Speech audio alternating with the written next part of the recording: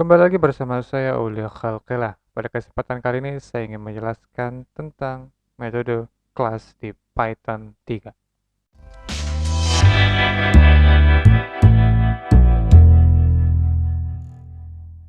Oke, langsung saja. Di sini saya membuat sebuah file baru. Saya sebut dengan introduction to class.py. Ya, betul. Tulisannya introduction to class. Pada kesempatan sebelumnya atau di video sebelumnya saya telah menjelaskan tentang dasar penggunaan atau pembuatan function di Python 3.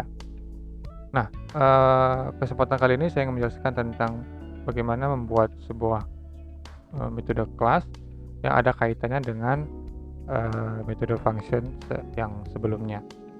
Nah, sebelum masuk lebih dalam, saya ingin menjelaskan apa itu kelas ya. Kelas itu adalah suatu kerangka besar yang dapat kita gunakan terus-menerus sama seperti function, di mana di dalam kelas itu terdapat berbagai macam function yang bisa kita terapkan, yang kemudian kita gunakan secara terus-menerus. Jadi ibaratnya kelas itu seperti rumah ya, rumah itu memiliki beberapa kamar ya, ada yang 2 kamar, 3 kamar. Nah, kamar itu merepresentasikan si function-function yang kita miliki. Nah, di Python kelas itu dapat ditulis seperti berikut ya. Kelas ya, seperti ini, kemudian diikuti dengan nama kelasnya apa.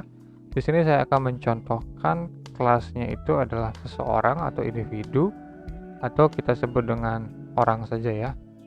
Atau lebih baiknya individu, biar lebih enak gitu ya.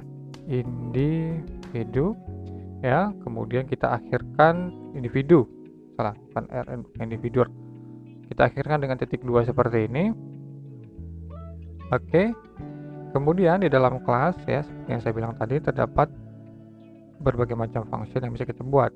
Di sini saya contohkan satu function saja dengan format def di sini ya. Kemudian saya buat function di mana setiap individu itu memiliki identitas ya, atau biodata.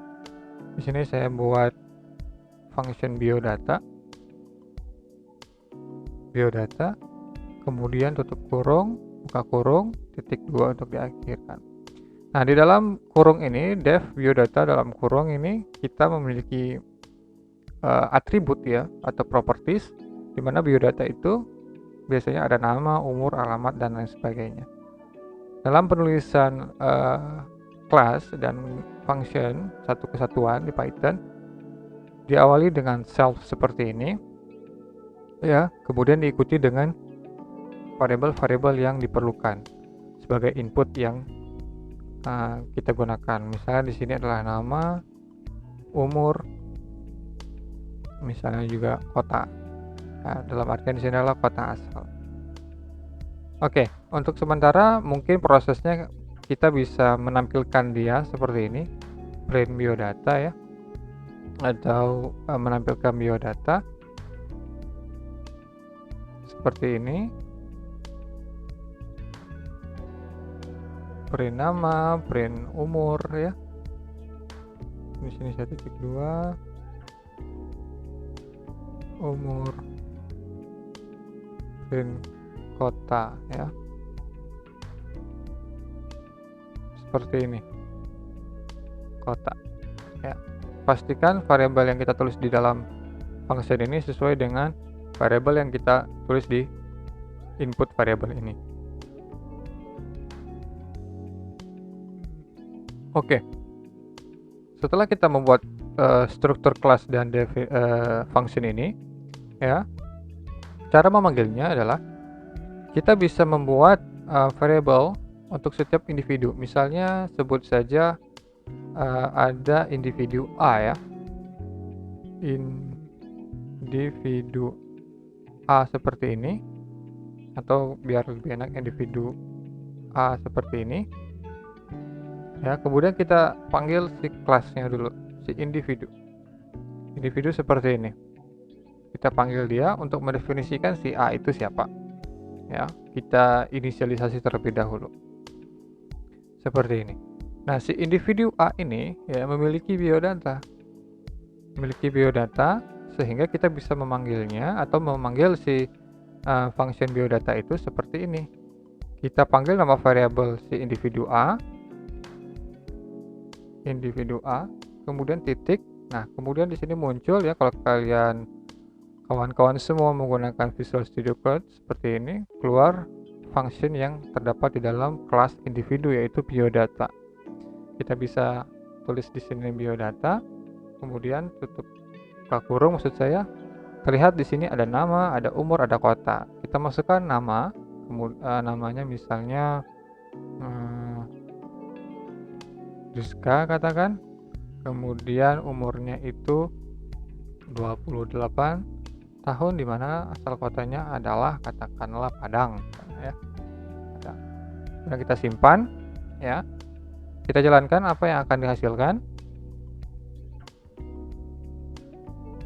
Maka hasilnya adalah keterangan biodata itu sendiri sesuai dengan apa yang telah kita buat sebelumnya, yaitu menampilkan atribut-atribut dari function biodata itu sendiri, yaitu nama, umur, dan kota asal. Nah, ini untuk individu A. Kita bisa juga menggunakan kelas yang sama untuk mendefinisikan individu yang lain, katakanlah individu B ya.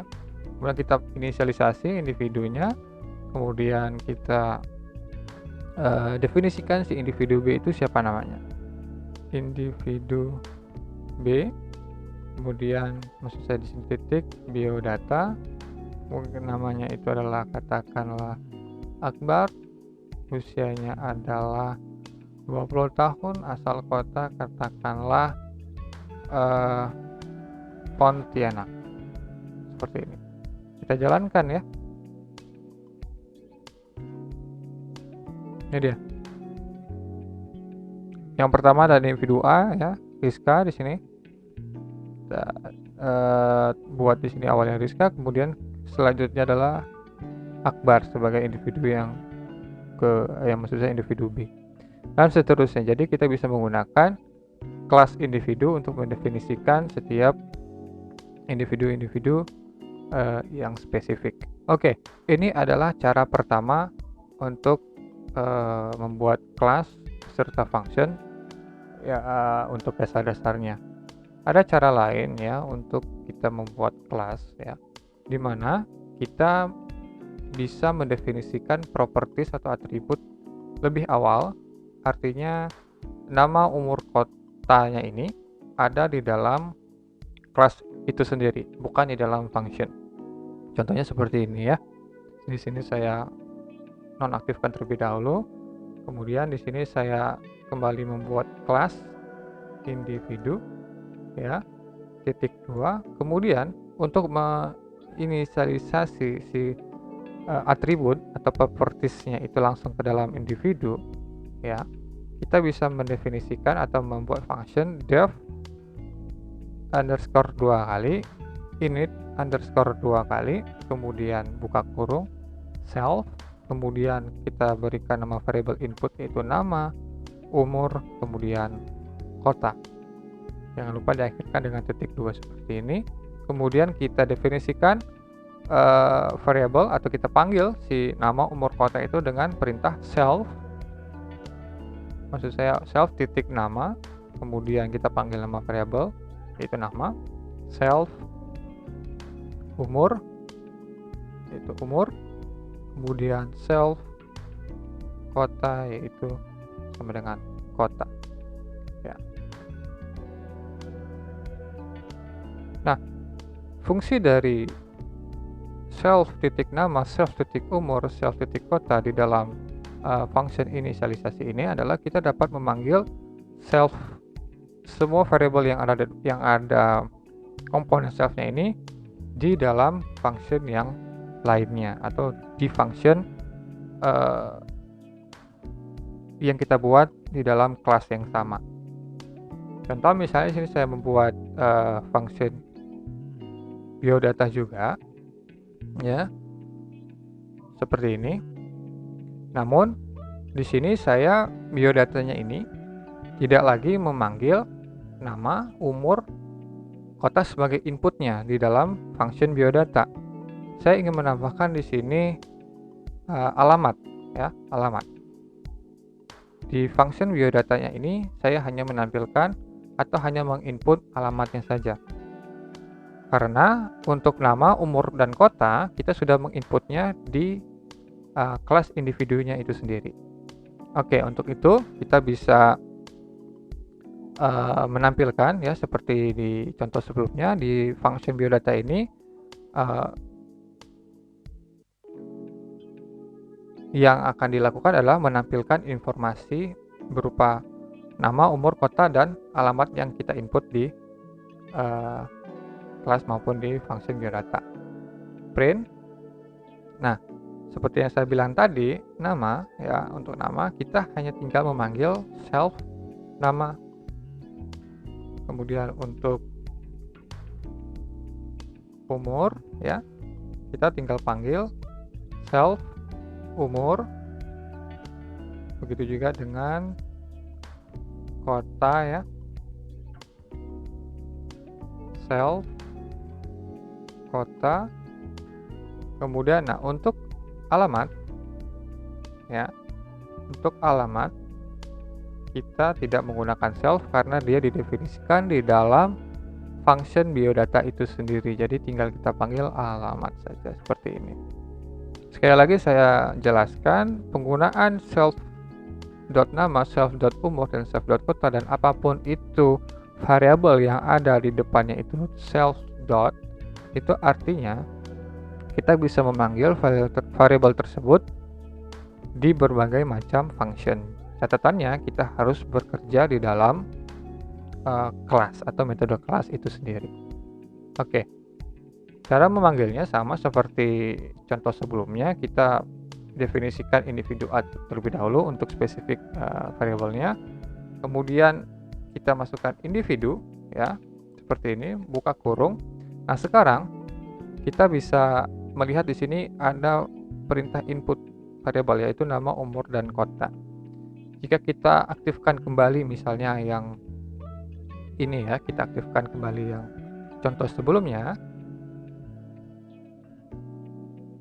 Ketika kita inisialisasi individu buka kurung, dia tidak akan menerjemah inputan yang diinginkan, kosong ya. Karena kenapa? Karena kita tidak menulis inisialisasi properties atau atribut yang diinginkan. Seperti itu. Saya nonaktifkan kembali, kemudian kita lanjut ke contoh ini. Maka di sini kita tulis nama, katakanlah Budi dengan usia 17 tahun, asal kota katakanlah Aceh. Seperti ini. Kemudian individu B. Oh, satu lagi saya ketinggalan, individu A ya, karena kita ingin menambahkan alamat ya. Alamat seperti ini, alamatnya misalnya di apa, misalnya di A gitu ya. Kemudian untuk individu B seperti ini, kita panggil kelas individu, kemudian namanya adalah misalnya Rizal, umurnya itu adalah 25 tahun, asal kota misalnya Lampung ya. Kemudian individu B, biodata, dalam ini adalah alamat ya, untuk menambahkan alamat. Misalnya alamatnya adalah BBBB.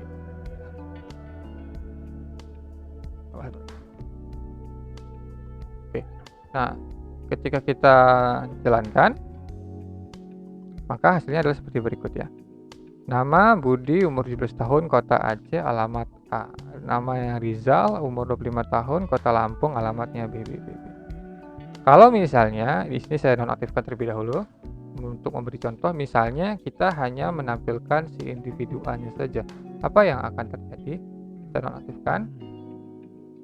Kita tampilkan si print individu A ya. maka dia akan teridentifikasi sebagai objek, ya. Objek, namun dia tidak menampilkan informasi apa-apa, tidak menampilkan keterangan nama Budi, 17 tahun, asal Aceh gitu, tidak. Karena kenapa? Untuk menampilkannya itu berada di dalam function biodata. Maka dari itu, kita harus menampilkan dia dengan memanggil si function biodata itu sendiri. Penggunaan kelas dan function secara bersamaan seperti ini akan sangat berguna ketika kita membuat sebuah program atau code yang kompleks, ya, terkait dengan project yang ingin kita buat, sehingga program yang kita buat ini lebih rapi dan lebih terstruktur. Oke, kurang lebih demikian penjelasan saya terkait dengan metode kelas beserta function, penggunaan yang secara bersamaan. Lebih kurang saya mohon maaf. Jika ada pertanyaan, silahkan tulis di komentar di bawah. Selamat mencoba, selamat belajar, terima kasih.